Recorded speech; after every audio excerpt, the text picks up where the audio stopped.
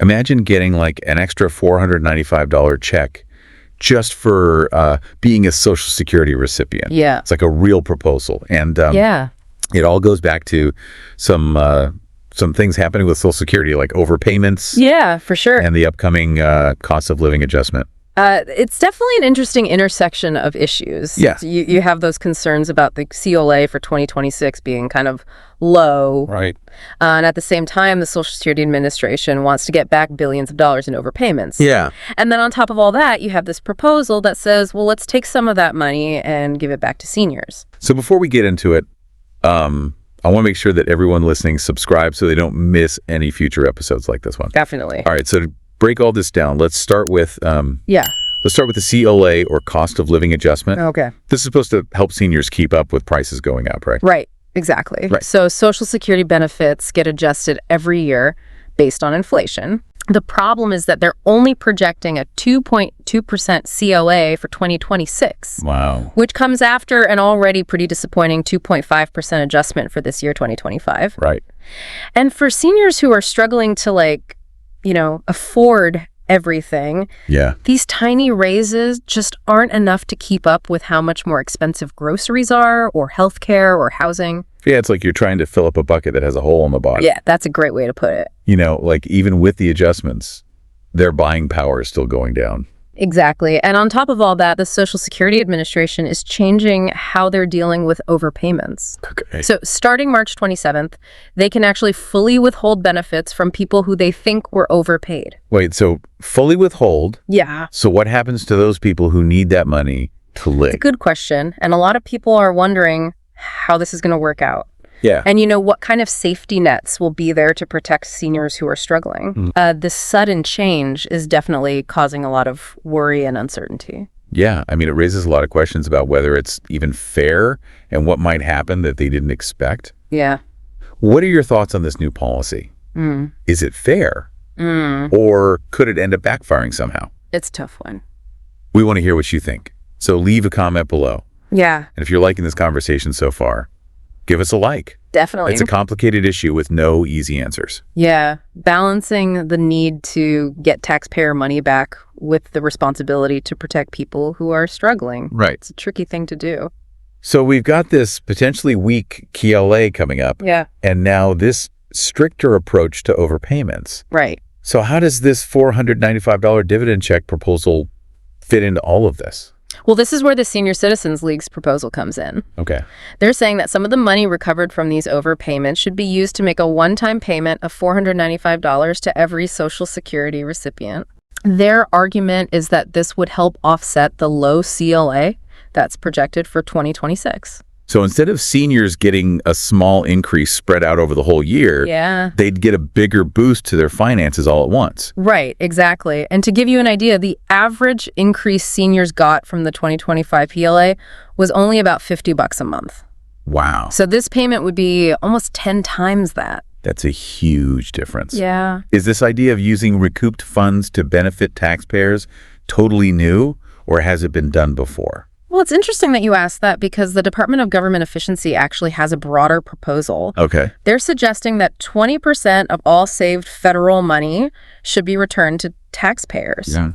So the Senior Citizens League is basically applying that same idea to Social Security overpayments. So they're saying if the government can save money by getting tough on overpayments, right, why not give some of that savings back to the people who could use it? Exactly. And this is where things get really interesting. To see how much of an impact this proposal could have, we need to look at just how big these Social Security overpayments are. Okay. Just in fiscal year 2022, the Social Security Administration overpaid beneficiaries by a whopping $6.5 billion. $6.5 billion. Yeah. That's a lot of money. It is. If you divided that equally among all the Social Security recipients, which is like 72 million people. Yeah. Let me see. It would come out to... It'd be close to $90 a person. Yeah, about that. Wow. And some experts think the actual overpayment amount could be even higher than what's being reported. Right. Maybe because of people not reporting changes or problems with keeping track of all the payments. Yeah, that's a good point. There's definitely some uncertainty about how much money is really involved, which makes this whole issue even more complicated. Definitely. So we've got this big pile of money that's being recovered from overpayments. Right. But then the question is, what's the best way to use it? That is the million-dollar question. Right. There are basically two main options being talked about. Okay. One is to just give the money back to seniors, either as a one-time payment, like the proposed $495 check, Okay. or maybe as monthly additions to their benefits. So option one focuses on helping seniors who are struggling right now. Right. What's the other option? The other option is to take that money and put it right back into the Social Security Trust Fund. This wouldn't help individuals immediately, Right. but it would make the program stronger in the long run.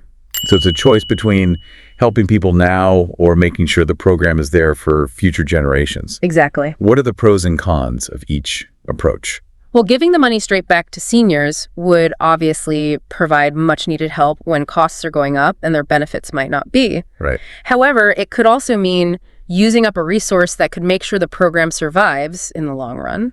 So on the other hand, putting the money back into the fund could help protect Social Security for future generations. Right. But it might not do anything for seniors who are struggling today. Exactly. It's that classic debate about how to balance what people need now with what might be better for the future. It's like trying to decide if you should spend your bonus on a vacation you really need or invest it for your retirement. I like that analogy. Yeah.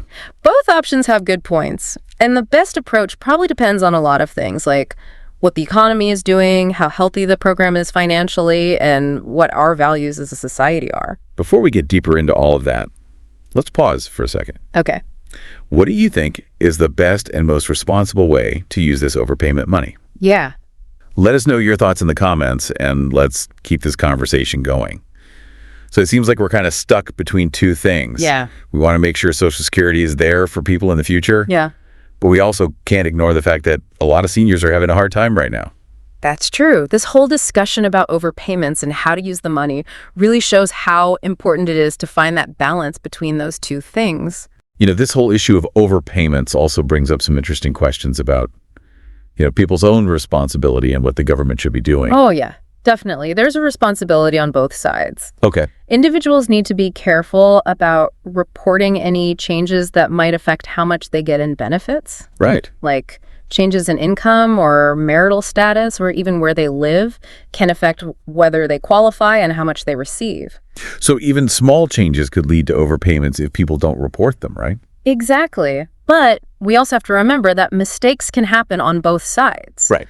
Individuals might not understand the rules, or the Social Security Administration might make mistakes in their calculations. So it's not always like someone's trying to cheat the system, right? Right. Sometimes it's just an honest mistake or a bureaucratic screw-up. And that's why it's so important to have a system that's fair and understanding when dealing with these overpayments. Definitely. This new policy of maybe holding back all of someone's benefits makes me worry about whether it's really fair, especially if people didn't even know they were being overpaid. Right. Imagine someone depending on those benefits to pay rent or buy groceries, and then all of a sudden they're completely cut off. That would be awful. It's a serious concern, and it shows why we need clear communication and a more flexible way to deal with getting those overpayments back. It seems like being transparent is really important. Yeah. People need to know what they're supposed to do, and the Social Security Administration needs to be better at catching and fixing errors so these overpayments don't happen in the first place. Absolutely. And they also need to have clear ways of handling overpayments that are fair and don't put too much of a burden on people. Now, let's go back to that $495 dividend check idea. Okay. While it sounds good, I'm curious about whether it could actually work. Yeah. Where would the money even come from? The idea is to use the money that's recovered from overpayments to pay for the checks. So basically they're saying that if the government can crack down on overpayments and get that money back, then they can use it to give back to seniors. So it wouldn't involve creating new money or taking money from other programs. Right. It's just moving money around that was already supposed to go to the government. And this goes along with what the Department of Government Efficiency is saying about giving some saved federal money back to taxpayers. Exactly. The Senior Citizens League is just applying that same idea to Social Security overpayments. So they're saying if the government can save money by reducing overpayments, Some of that savings should go back to the people who are most affected by Social Security. Exactly.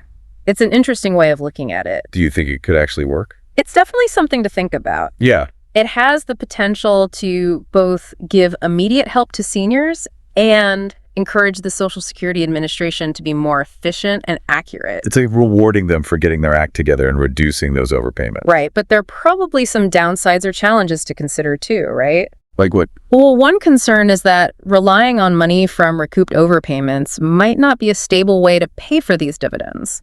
So the amount of money available for the checks would change every year depending on how much they're able to get back. Exactly, and that could make it hard to plan and run a program like this effectively. Yeah, that makes sense. There's also the question of whether this approach might actually make them less focused on preventing overpayments in the first place. Oh, that's interesting. Yeah, if they're just focused on getting the money back to pay for these dividends, Right. they might not put as much effort into stopping the overpayments from happening at all. And then there's the whole debate we were talking about before. Right. About whether it's better to help seniors now or focus on keeping the program strong for the future. This dividend idea doesn't really answer that question. It just adds another layer of complexity to an already complicated issue. It has been a really insightful discussion. Yeah. And I think it shows how complex these issues are. Yep. And how important it is to have open and honest conversations about Social Security. Absolutely. If you're finding this as interesting as we are, give us a like and subscribe to hear more about these important topics. It feels like we're at a real crossroads with Social Security. Yeah, I agree. We're facing some tough choices about balancing the needs of people who are retired now and making sure the program is healthy for the long term. It's not just about the numbers and the rules, it's about real people's lives. Exactly. Social Security is a lifeline for so many seniors. Right. Any changes, whether it's the CLLA or overpayment policies or these new proposals, they all directly affect people's ability to afford things and live with dignity. And we can't forget that Social Security is a promise we made to each other as a society. That's true. It's a safety net to protect the people who need it most. And as more people get older and live longer, the pressure on that safety net is only going to increase. Yeah. We need to be honest about how to adjust and make Social Security stronger so it can handle those challenges. It seems like there are no easy solutions. Every option has its downsides and potential consequences. That's true, but that's why these conversations are so important. Right. We need to look at the good and the bad, consider different viewpoints, and find solutions that make sense financially and are fair to everyone. This whole conversation about overpayments and what to do with the money really shows how complicated it is. It does. On the one hand, we want to make sure that money is used to make Social Security stronger for the future. Right. But then there's also that strong argument for using some of it to help seniors who are struggling right now. It's a tough balance to strike. And in the end, the choices we make will reflect our values and priorities as a society. And those choices will determine what Social Security looks like for future generations. Exactly. Well said. I think what we've learned today is that there's no simple fix for Social Security. Right. It's a complex issue with a lot of different factors. But what's important is that we stay involved, stay informed, and be willing to have these tough conversations. We can't just keep putting it off. And hoping for the best, we need to be proactive in finding solutions that work for everyone. And remember, this isn't just about politicians and experts, it's about all of us. Right. We all have a stake in what happens to Social Security. So as we wrap up our look at Social Security overpayments and potential benefits, we leave you with this question. What do you think is the most responsible and beneficial way to use this overpayment money? Yeah, it's definitely something to think about. It's a question worth pondering, and we encourage you to keep exploring these issues. Do your own research and talk about it with your friends, family, and the people who represent you in government. It's an important conversation to have. If you enjoyed this episode, don't forget to give us a like and subscribe to stay tuned for more insightful discussions. Until next time, keep learning, keep questioning, and keep the conversation going.